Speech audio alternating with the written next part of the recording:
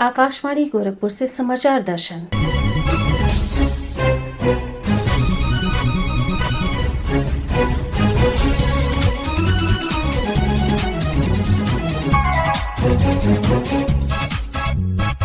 इस अंक में मुख्यमंत्री योगी आदित्यनाथ का गोरखपुर दौरा।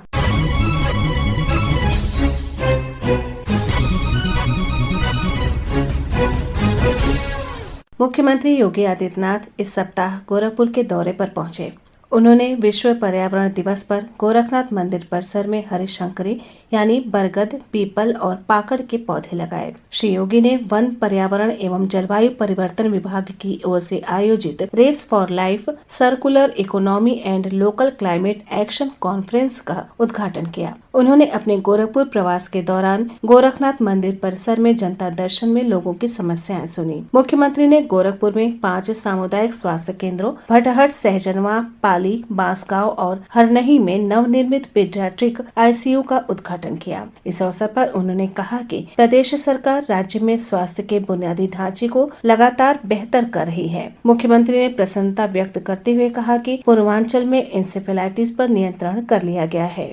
मुझे इस बात पर संतोष होता है कि इंसेफेलाइटिस यानी मस्तिष्क ज्वर को हम लोगों ने पूरी तरह नियंत्रित कर लिया है। अब मस्तिष्क ज्वर से कोई मौत नहीं होती है और मस्तिष्क ज्वर के लिए हम लोगों ने उस समय भी जो तरीका अपनाया था, बेहतरीन सर्विलांस, स्वच्छता, घर के अंदर भी लोग साफ सफाई रखें, गांव में भी साफ सफाई हो, हर जगह साफ सफाई पर विशेष ध्यान देना होगा।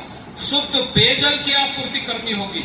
कहीं कोई बीमार व्यक्ति है, बच्चा है, तत्काल उसे हॉस्पिटल ले जाना होगा और हॉस्पिटल ले जाने के साथ ही उपचार की व्यवस्था भी हो।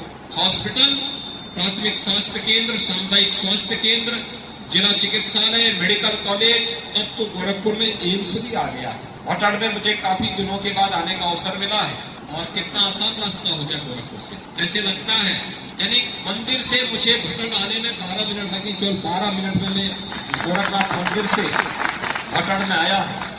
और जब हम लोग इससे पहले 17 के पहले आते थे, इस दूरी को तय करने में 1 घंटा लगता था, 1 घंटा।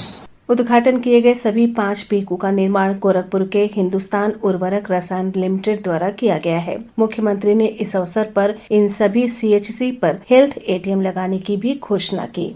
मुख्यमंत्री ने गोरखपुर में बन रहे प्रदेश के पहले आयुष विश्वविद्यालय के निर्माण कार्यों का स्थलीय निरीक्षण किया। कार्य की धीमी प्रगति पर उन्होंने निर्माण एजेंसी पर जुर्माना लगाने और सुधार न होने पर काली सूची में डालने का निर्देश दिया। मुख्यमंत्री विश्व पर्यावरण दिवस पर आयोजित कॉन्फ्रेंस में भी शामिल हुए। उन्होंने प्रदेश की सभी ग्राम पंचायतों और नगर निकायों को पर्यावरण संरक्षण की शपथ दिलाई। इस अवसर पर अपने संबोधन में उन्होंने कहा, भारत की संस्कृति पर्यावरण संरक्षण का संदेश देती है।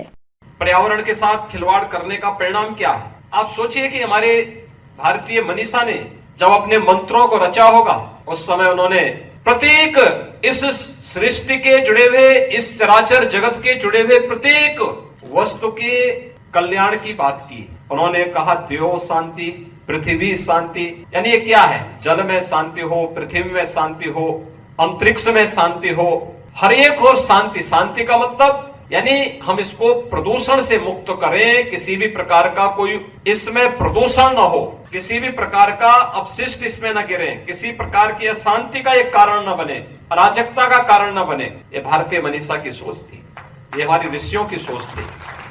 हम इसके लिए यज्ञ करते थे, घर घर में हवन होता था। हमने इसको पूरी तरह तिलांजलि दे दी। हमने एक ऐसी जीवन पद्धति अपनाई जो जीवन पद्धति हमारे लिए ही आज घातक होती जा रही है। मुख्यमंत्री ने ग्राम पंचायतों में तालाब और पोखरों का पुनरुद्धार कराने और उनके चारों ओर पौधे लगाने की अपील की। आजादी के अमृत महोत्सव कार्यक्रम के अवसर पर आप अपने यहाँ हर ग्राम पंचायत में जो तालाब है, पोखरा है, उसका पुनरुद्धार करवाइए और उसको वृक्षारोपण से आच्छादित करिए। प्रयास करिए कि उसमें कोई गंदा पानी न जाए और बरसात का पानी भी जाए तो छन करके जाए, जिससे जल संरक्षण और गांव में जल स्तर आपका ऊपर हो, उसका लाभ आपको प्राप्त और गांव हरा भरा दिखे। गांव में बीमारियां नहीं आएंगी, गांव में जल का संकट नहीं खड़ा होगा। अन्यथा दुनिया के अंदर बहुत सारे देश और देश के अंदर बहुत सारे प्रदेश ऐसे हैं जहां जल का भीषण संकट खड़ा हुआ है। अगर हर घर नल की योजना को हमें सफल बनाना है तो हर घर नल की योजना के लिए आवश्यक है कि हर घर नल की योजना के लिए हम अगर हर घर तक शुद्ध पेयजल उपलब्ध करा रहे हैं तो इसके लिए जल संरक्षण की आदत भी हमें डालनी पड़ेगी। याद रखना, बैंक से आप पैसा तभी निकाल पाएंगे जब बैंक में आपका बचत होगी। ये पानी भी आपके लिए उपयोगी तभी हो पाएगा और तभी आपको सतत रूप से मिल पाएगा जब भूगर्भीय जल होगा या जल प्रवाहित होता हुआ, शुद्ध जल प्रभावित होता हुआ दिखे। और उसको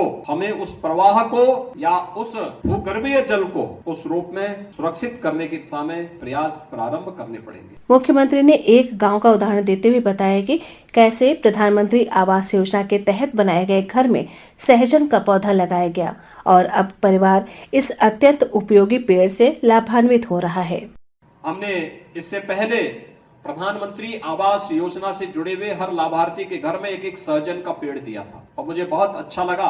मैं एक गांव में गया था और कुपोषित परिवार था, उन्हें प्रधानमंत्री आवास योजना मिला था। हमने सहजन का पेड़ लगाया और पेड़ बड़ा होकर के वहां अब फली देने लग गया। तो मैंने उनसे कहा, ये फली का को उपयोग भी कर रहे हैं? तो उस परिवार ने कहा, हाँ, इसी की सब्जी खाते हैं, इसी का सूप हम पीते हैं। तो मैंने कहा, तब तो आपका कुपोषण वैसे दूर हो जाएगा क्योंकि ये इतना प्रोटीन से भरपूर है। वह मुख्यमंत्री ने एक अन्य कार्यक्रम में भाजपा के वरिष्ठ कार्यकर्ताओं के साथ टिफिन बैठक कर माह भर चलने वाले जनसंपर्क अभियान पर चर्चा की। प्रधानमंत्री नरेंद्र मोदी के नेतृत्व में केंद्र सरकार के 9 वर्ष पूरे होने पर भाजपा देश भर में विभिन्न कार्यक्रमों का आयोजन कर रही है। इसी क्रम में गोरखपुर में टिफिन बैठक का आयोजन किया गया, जिसमें 328 कार्यकर्ताओं ने भाग लिया। इस अवसर पर मुख्यमंत्री ने अपने संबोधन में कहा कि प्रधानमंत्री नरेंद्र मोदी के नेतृत्व में पिछले 9 वर्षों में विश्व में भारत की प्रतिष्ठा बढ़ी है।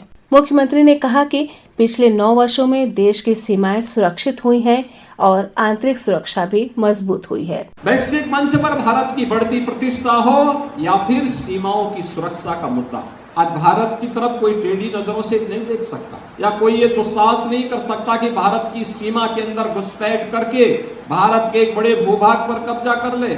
आज भारत के अंदर आतंकी गतिविधियों को जाकर के भारत के किसी क्षेत्र में जाकर के आतंकी गतिविधियों को अंजाम देने का दुस्साहस भी कोई नहीं करता। अगर कहीं कोई घटना घटित होती है और अगर दूर दूर तक भी उस आतंकी का कोई संबंध किसी देश से है, वो देश सफाई देने लगता है पहले के लिए। हमारा कोई इसमें भूमिका नहीं है क्योंकि उसे मालूम है भारत अपने स्वाभिमान और अपने सम्मान की रक्षा करना सीखा है प्रधानमंत्री मोदी जी के नेतृत्व में। श्री योगी ने कहा कि 2014 से पहले कश्मीर में उग्रवाद, पूर्वोत्तर के राज्यों में अलगाववाद और लगभग 15 राज्यों में नक्सलवाद की समस्या चरम पर थी, लेकिन आज यहाँ शांति, सौहार्द और विकास का वातावरण है।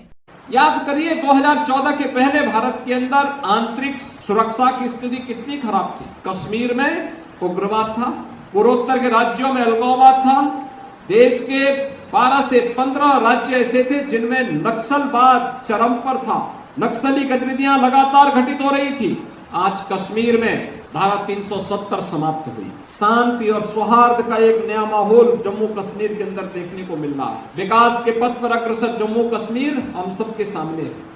मुख्यमंत्री ने कहा कि प्रधानमंत्री मोदी के नेतृत्व में देश में विकास के नए प्रतिमान गढ़े जा रहे हैं। श्री योगी ने कहा कि सरकार की कल्याणकारी योजनाओं का लाभ आज समाज के सभी वर्गों को बिना भेदभाव मिल रहा है। मोदी जी ने देश के लिए गरीबों के कल्याण के लिए योजनाएं चलाई, मोदी जी ने विकास के लिए बड़े बड़े प्रोजेक्ट दिए। और गोरखपुर में फर्टिलाइजर का कारखाना, कोई सोचता था गोरखपुर में फर्टिलाइजर कारखाना चलेगा? आज गोरखपुर में फर्टिलाइजर कारखाना फिर से धुआं उगल रहा है। 110% रेट से वह खाद का उत्पादन कर रहा है। गोरखपुर में कोई सोचता था एम्स बनेगा? आज एम्स भी गोरखपुर में कार्य कर रहा है। गोरखपुर में कोई सोच सकता था 14 फ्लाइट गोरखपुर को जोड़ेगी? आज गोरखपुर एयरपोर्ट से देश के हर महानगर के साथ जुड़ा हुआ है। गोरखपुर में कोई सोच सकता था कि हाईवे और चौड़ी सड़कों का इस प्रकार का संचालन चलेगा? वाराणसी के लिए 4 लेन बन चुका है, कुशीनगर के लिए 4 लेन बन चुका है, नेपाल के लिए 4 लेन का कार्य चल रहा है, गोरखपुर के चारों तरफ रिंग रोड बन रहा है। इसी के साथ संपन्न होता है समाचार दर्शन का ये अंक। संपादन आदित्य शुक्ला और वाचन सोनी निगम।